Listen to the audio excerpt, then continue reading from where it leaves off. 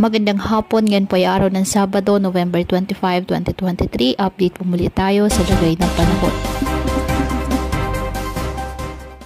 Ayon po sa Pag-asa, sa ngayon ay shoreline pa rin ang nakakaapekto sa eastern section ng Southern Luzon, habang easterlies nakakaapekto sa Visayas at Mindanao.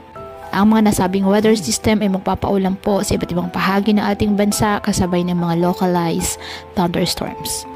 Wala naman pong bagyo o low pressure area na minomonitor sa loob po ng ating PAR na maaaring makaapekto sa lagay ng panahon. Ngunit sa ngayon ay may gale warning na nakataas sa Ilocos Norte, Ilocos Sur, Batanes, Cagayan kasama ng Babuyan Islands at Isabela, na kung saan delikado po ang pumalaot lalo na ang ating mga kababayang mangingisda at may maliliit na sasakyang pandagat.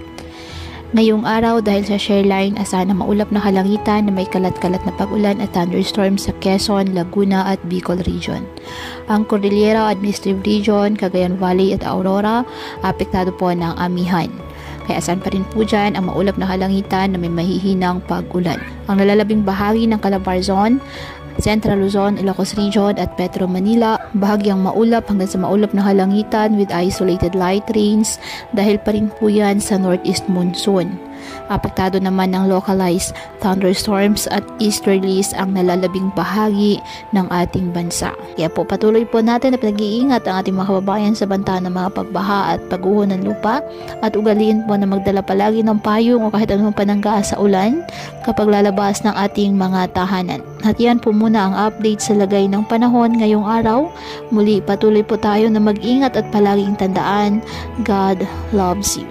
Stay safe and God bless.